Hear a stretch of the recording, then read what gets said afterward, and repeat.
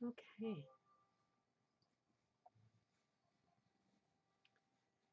And we are live. We are live. Yay. We did it. Okay. All right. So we're just going to give it a couple of moments to see who comes into the chat room. Let's see. Welcome to Risa, the first one in the chat. Let's see. Today is Tuesday, January 15th, I do believe. And we have a whole new council group.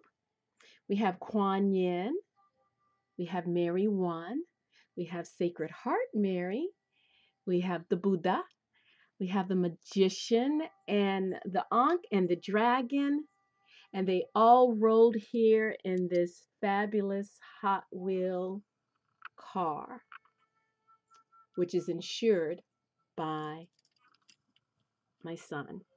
Okay, so we're just going to have a quick little uh, live today. It's been a minute. It's been a good while since I've done any readings from the power of now, practicing the power of now. And way back in 2010, when I was studying for my Buddhist ministerial, we went through this book. I think it was, I don't know if it was the little book or the larger book. I have the larger version as well, but I like this one because it's short and sweet, and we all know how I like short and sweet things, as well as short and sweet cooking. Also, we're going to pull a Goddess Oracle card. So, vroom, vroom, vroom, vroom, vroom, we're going to park right here. There we go. We're going to park right there. Can you tell? I raised boys.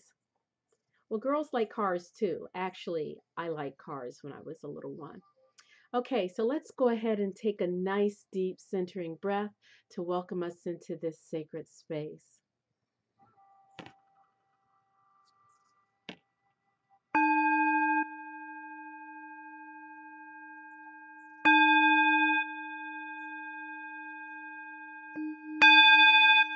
All right, there we go.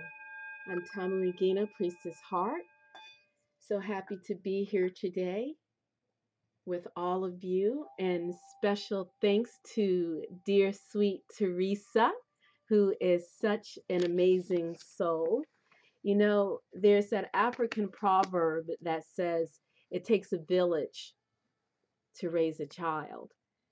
I'm a big believer in it takes a village to live a life. You know, we all have our ups and downs, we all have our moments where we need each other for whatever reason. You know, no man is a rock, no woman is an island. And we always have moments where every now and then we need a shoulder to lean on. And it's wonderful that we can all be here for each other when the time comes. So, anyway, so let me go ahead and move my calendar off the countertop and go ahead and get this party started. We're going to go ahead and shuffle the cards. And, okay, I have to make sure where my book. I remember the other day, on this past Saturday, I think it was, I went to an amazing soul collage class. Oh, let me go ahead and show you the cards. I went to this amazing soul collage class, and it was like from 11 o'clock in the morning until 4 o'clock in the afternoon, and it was an amazing, wonderful experience. And I was also invited to a friend's house for dinner later that day. So as soon as I came back into town, it's like an hour drive to where I needed to go. As soon as I came back into town, went straight over to my friend's house and had dinner. And it's so funny because I walked into the house, I took my coat off. She wanted to take my coat and hang it up. And I'm like, hold on, let me check my coat pocket for my cell phone. So I'm sitting, so she hands me my coat back, and I'm looking and looking. I said, I can't find my cell phone anywhere. And she's like, isn't it right there in your hands? And I'm like, oh, MG, you are so right. I told her, I said, I told you I was tired. So that just reminded me. Anyway, welcome, Mari. Good morning. I think you're over there in Australia, the land of under, the land of Oz. All right, so let's go ahead. Oh, these are the cards I wanted to show you from the Soul Collage card class. So basically, I think the idea of the class is to do collage work. And I think there's 4 different cards that you make. The one is, I think, like your soul essence. One is council. One is the committee. And I forget what the other one was. Well, I just decided to make whatever came to me and then figured out, in the end, what the cards were going to say to me. So I just want to show off my little artwork like like a kindergartner. So here's my first card I created. So this is the first soul collage. You can kind of see me in the background. Let me see if I can take this out so it's less glare. There we go.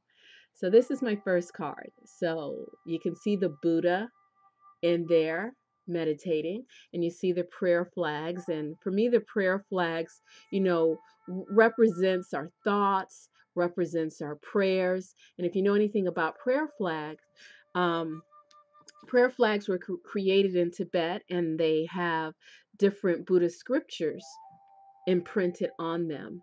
And the idea of it is, even though everyone may not be literate, the energy of the sutras, the energy of the scriptures would be blown by the wind and disseminate among the people so that they would be blessed by the sacred words or the sacred text. Also, you would get a prayer flag, um, like a feng shui person, or I'm sorry, a priest in the Tibetan Buddhism would prescribe a prayer flag to someone if they felt that, say, their luck wasn't where it should be, that they were feeling that they were lacking blessings in their lives. So they would be prescribed to hang up prayer flags, and so that the wind again would blow their prayers and their blessings to the 4 corners of the earth so that they would be fulfilled. And you also see in here a skull.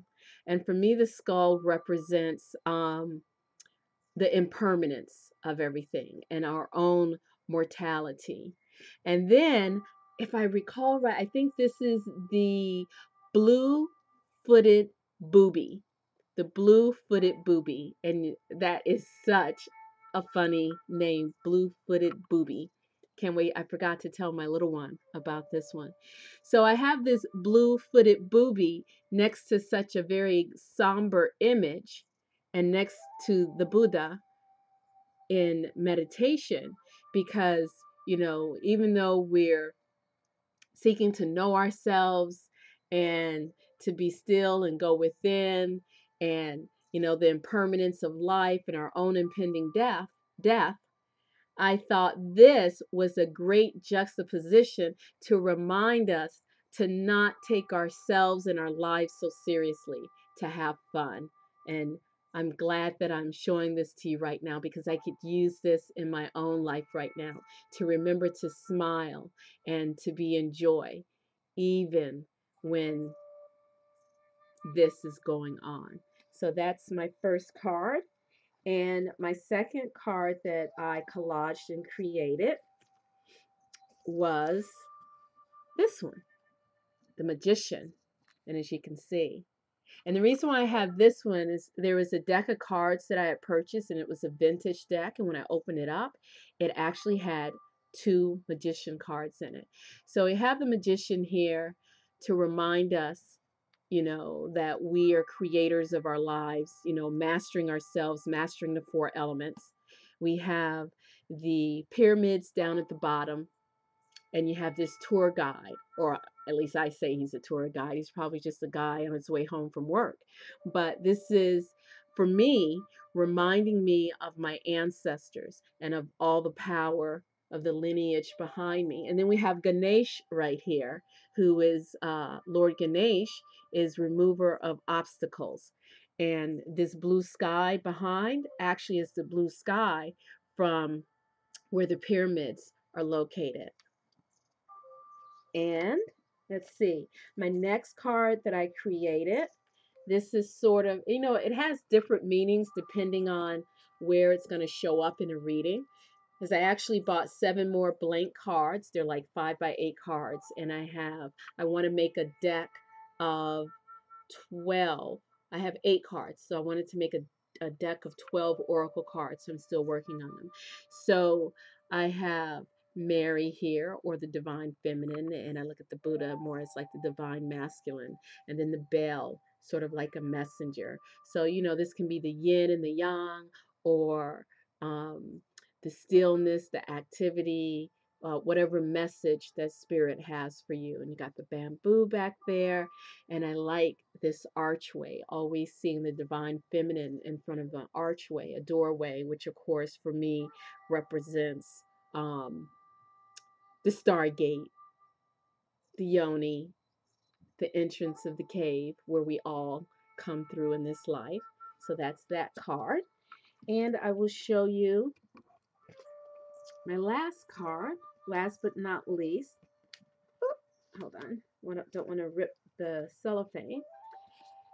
And another thing, if you remember some of my older videos back a year ago or what have you, I did a lot of outside video lives as well. And I used to every once in a while walk the labyrinth. And we're going to do that again. I guess I've been so bound up in the house and really preoccupied with a lot of things. I haven't really done a lot of outside as I should be doing. So this beautiful labyrinth image, and there's actually a little park bench right back there. But then I saw this blue lotus, and I wanted to add something else to this image, and I couldn't think of anything that fit. And I showed my friend, she was sitting there with me. I said, how do you like this lotus on here? And I don't know if you can see it very well. It's sort of like a violet, bluish purple lotus. Not really sure how it's showing up on camera. It looks more blue, but it's actually more, it's blue here, bluish purple there, and very purple in here.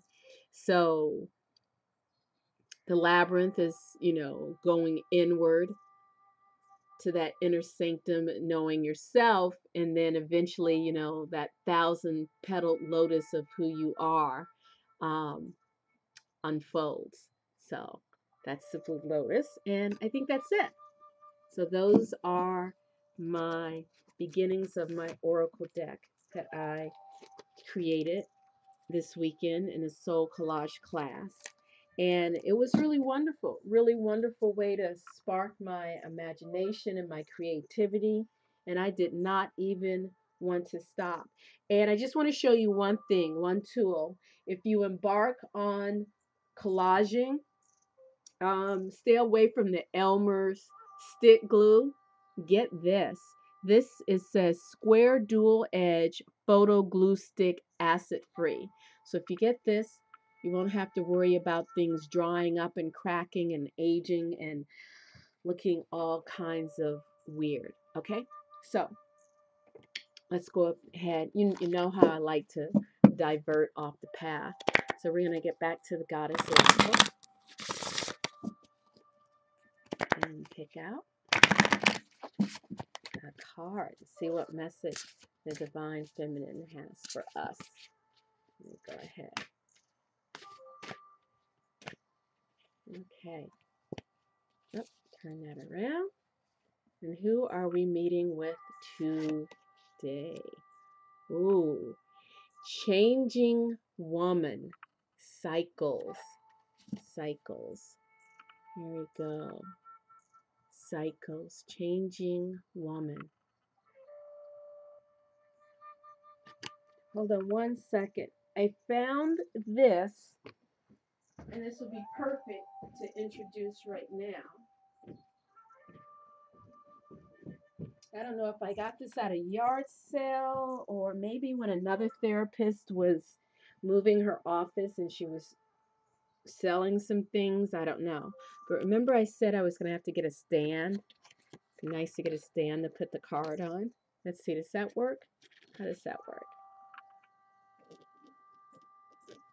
There we go. Changing woman. Although it's not coming into focus very well. Let's see. There we go.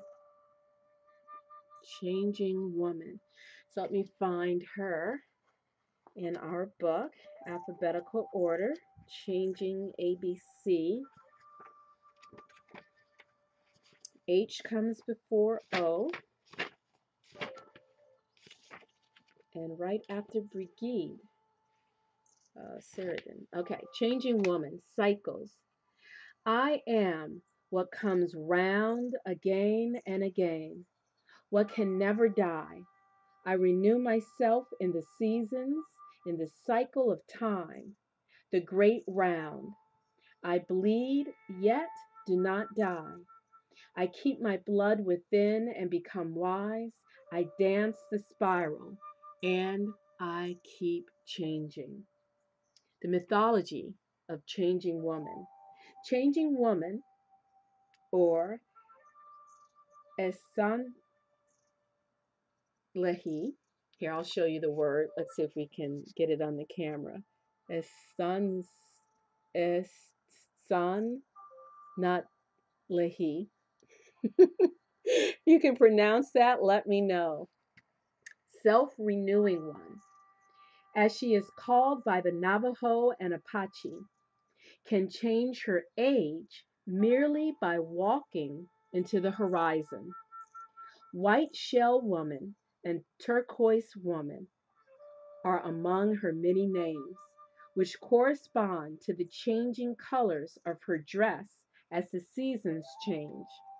The Navajo say that she was found by Coyote after being born of darkness and dawn on Spruce Mountain with a blanket of clouds and rainbows, secured in her cradle board by lightning and sunbeams. Her gifts to the people are the blessing way ceremonies, the seasons, and food.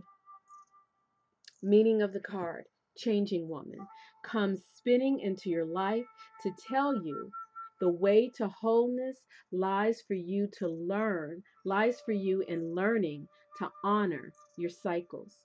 Menstrual cycles are an important aspect of being female. We bleed, but we do not die, and therefore can bring forth life.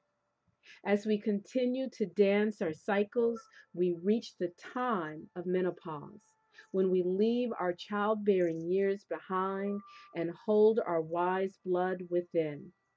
We can then be a resource for our loved ones and community by becoming hags, which means women of wisdom. So we have a few women in here in the chat room right now. So Changing Woman is encouraging us to embrace the word hag, which means women of wisdom. So we are wise old hags. Although I'm not at the hag stage yet. I don't know how many women here are yet, but I'm not quite there yet. But I will be ready to embrace hag when I am, hopefully. Do you celebrate your menstruation and view it as time for you to go within, as a time to let go, let die, so the new can come? Or have you bought into the patriarchal view that it is a curse, something unclean, something to be hidden away? Does menopause automatically fill you with fear of becoming old and ugly, no longer valuable and worthy in a culture that adores youth? I'll tell you right now that has been, even though I'm not in menopause yet, um, I'm 48 years old, so I'm inching my way up there. And it's so funny because, sometimes when you can talk to women or women that are a little bit older and you let them know what you're going through or what's going on with you, they're like, oh, you're perimenopausal. And I'm like, bite your tongue. Don't you dare say that word to me. I am not perimenopausal. Do you feel invalidated in a society that urges women to hide their bleeding times, regulate their hormones by taking pills, or postpone menopause through estrogen replacement therapy? That's something I actually just learned about recently, that there are actually birth control pills that you can take, that women in their 50s and 60s can take these pills to keep menopause from coming on. That blew my mind. It's like, wow. Honoring your cycles also means honoring your own unique process, your own unique path in life. You may be in the midst of a particular life cycle that you need to surrender to and honor. Ooh, happy upcoming birthday, Teresa. And happy 48 almost coming for you this year, Mari. Honoring your cycles means honoring your own unique process, your own unique path in life. You may be in the midst of a particular life cycle that you need to surrender and honor. Changing Woman says that wholeness is nurtured when we reclaim the power of our cycles by paying attention to them and celebrating them. By celebrating our cycles, we celebrate ourselves as women. And that also includes celebrating the cycles of Mother Earth, celebrating all of the different sabbats and holy days that come through, whatever your religion or spiritual path is, as well as celebrating the full moon, the new moon, um, celebrating all of that. It helps to make life more joyous. It helps us to focus on the present rather than dwelling on the past. Okay, so we're going to welcome CB. Welcome, CB. We are going to go now to practicing. We're going to move, let's see, Changing Woman back here. Changing Woman right there. So in the background, you can see Kuan Yin and a rendition of Mary. This Mary, memory serves me, my eldest son went to Italy when he graduated college in 2017, and I asked him to bring me some Mary statues from Italy, and so these are the two Marys that he brought me. And my second son went to Spain. I think when did he go to Spain? I can't remember. I don't know if it was, I don't think it was his graduation. I think it was spring break the year before, and he brought this back for me from Spain. So we're going to read from Practicing the Power of Now, Essential Teachings, Meditations, and Exercises from the Power of Now, Eckhart Tolle. When your consciousness is directed outward, mind and world arise.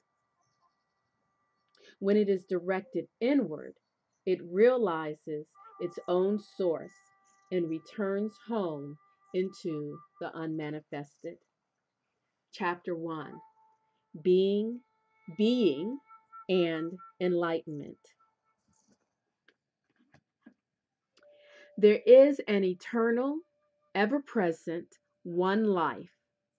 That's a capital, one life, beyond the myriad forms of life that are subject to birth and death. Remember, Changing Woman and cycles? Many people use the word God to describe it. I often call it being. The word being, that's B-E-I-N-G, the word being explains nothing. but nor does God. Being, however, has the advantage that it is an open concept. It does not reduce the infinite invisible to a finite entity. It is impossible to form a mental image of it, sort of like the Tao. Nobody can claim exclusive possession of being. It is your very essence, your very presence, and it is immediately accessible to you as the feeling of your own presence. So it is only a small step from the word being to the experience of being. Being is not only beyond, but also deep within. Every form as its innermost invisible and indestructible essence. This means that it is accessible to you now as your own deeper self, your true nature, or in Buddhism, we would call it your Buddha nature. But don't seek to grasp it with your mind. Don't try to understand it. You can know it only when the mind is still, when you are present, when your attention is fully and intensely in the now. Being can be felt, but it can never be understood mentally. To regain awareness of being and to abide in that state of feeling realization is enlightenment, or some would call it being aware, awareness, or even nirvana. The word enlightenment conjures up the idea of some superhuman accomplishment, and the ego likes to keep it that way. But it is simply your natural state of felt oneness with being. It is a state of connectedness with something immeasurable and indestructible, something that, almost paradoxically, is essentially you, and yet it is much greater than you. It is finding your true nature beyond name and form. The inability to feel this connectedness gives rise to the illusion of separation from yourself and from the world around you. When you perceive yourself consciously or unconsciously as an isolated fragment, fear arises and conflicts within and without become the norm. The greatest obstacle to experiencing the reality of your connectedness is identification with your mind, which causes thought to become compulsive. Not to be able to stop thinking is a dreadful affliction. Not to Not to be able to stop thinking is a dreadful affliction, but we don't realize this because almost everybody is suffering from it. So it is considered normal. This incessant mental noise prevents you from finding that realm of inner stillness that is inseparable from being. It is also it also creates a false mind made self that casts a shadow of fear and suffering. Identification with your mind creates an opaque screen of concepts, labels, images, words, judgments, and definitions that blocks all true relationship. It comes between you and yourself, between you and your fellow man and woman, between you and nature, between you and God. It is this screen of thought that creates the illusion of separation, the illusion that there is you and a totally separate other. You then forget the essential fact that underneath the level of physical appearances and separate forms, you are one with all that is. The mind is a superb instrument if used rightly. Used wrongly, however, it becomes very destructive. To put it more accurately, it is not so much that you use your mind wrongly. You usually don't use it at all. It uses you. This is the disease. You believe that you are your mind. This is the delusion. The instrument has taken you over. It is almost as if you were possessed without knowing it, and so you take the possessing entity to be yourself. The beginning of freedom is the realization that you are not the possessing entity, the thinker. Knowing this enables you to observe the entity. The moment you start watching the thinker, a higher level of consciousness becomes activated. You then begin to realize that there is a vast realm of intelligence beyond thought. Let me read that one more time. You then begin to realize that there is a vast realm of intelligence beyond thought. That thought is only a tiny aspect of that intelligence. You also realize that all the things that truly matter, beauty, love, creativity, joy, inner peace, arise from beyond the mind. You begin to awaken. So we will leave it right there.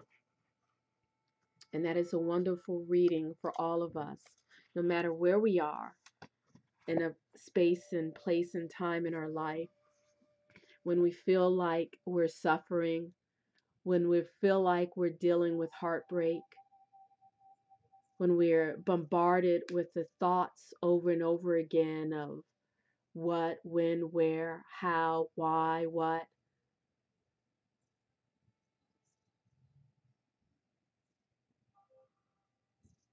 That obsessive compulsion to think and think and think and think and think and think and think, and the mind takes us over.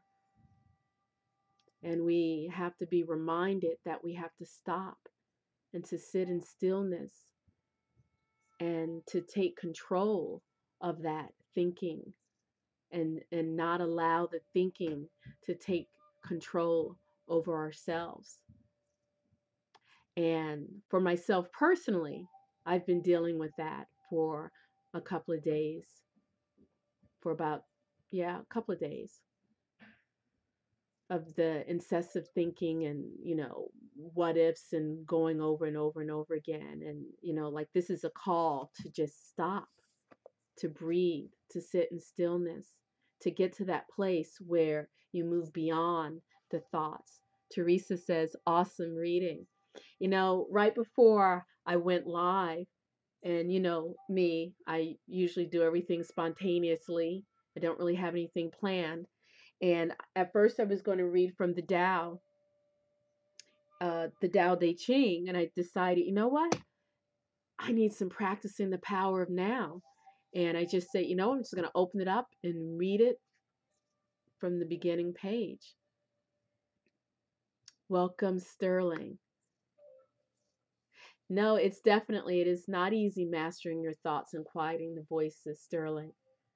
And that's why we have to practice and practice. And as that song says, I get knocked down, but I get up again. Ain't nothing got to keep me down. We have to keep working through it.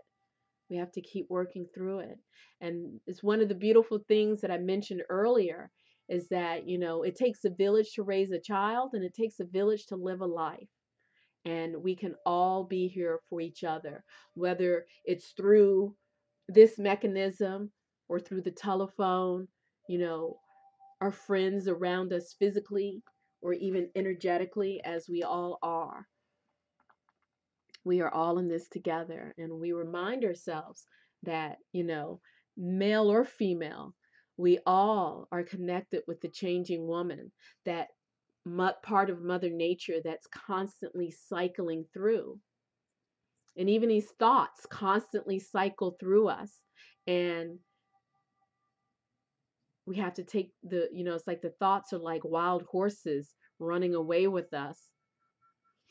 And I'm a big believer that not in suppressing things or trying to avoid, because what happens when we repress ourselves, suppress ourselves, those thoughts, they can come out in other ways, in ailments. I remember I had a client one time asking me, he's like, "Can you tell if I'm having stomach issues through my feet?" I'm like, "Yeah, I can tell." And he's like, "Well, are those stomach issues, are they coming from my stomach, or are they coming from my mind? Are they coming from stress?" I said, "Well, it can be a cycle. And our mental state can cause us to have stress. It can cause us to have stomach issues. And so there isn't only arising in the mind only, or only arising in the body only. They can be vastly interconnected. Getting control of those wild horses. And it's not easy, but we have to keep trying and keep trying and keep going. And, not everybody can sit still in silent meditation. Writing is a wonderful way to acknowledge those thoughts and to garner some control over them and to deal with them appropriately. Walking meditation, yoga, deep breathing, all of that. So I hope you enjoyed this reading from Practicing the Power of Now and Changing Woman. And for those of you who missed the beginning, our council, we have some new council members here that have joined us, and they arrived in their fancy gold sports car today. So let me take a moment and check out the chat room. Let's see. Okay. Oh, pretty heart, CB. Okay. All right. So I'm going to go ahead and bring this session to an end, as we're going to start getting ready for bed here in the East, because we have to get up bright and early in the morning. Lots of work to do. So anyway, thank you all for being here. I'm Tamu Priestess Heart. I appreciate each and every one of you so much, with all of my heart, with all of my heart. So let's take a moment to take a nice deep centering breath.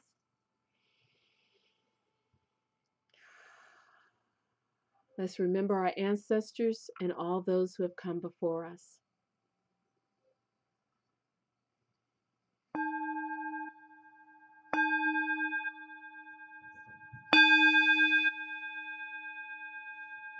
I wish you peace and great bliss.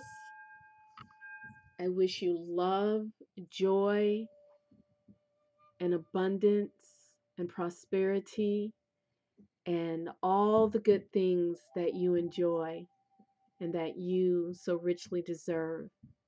And I encourage any of you to, if you have pains and wounds and things from your past that you're dealing with and that keep cropping up and that are causing you to have gray skies on a beautiful sunny day and you can't see the sun, I encourage you to reach out and get the help that you need so that you can be able to enjoy life as you deserve. Okay? Until next time, I wish you peace and great bliss, and keep going. See y'all later. Bye-bye.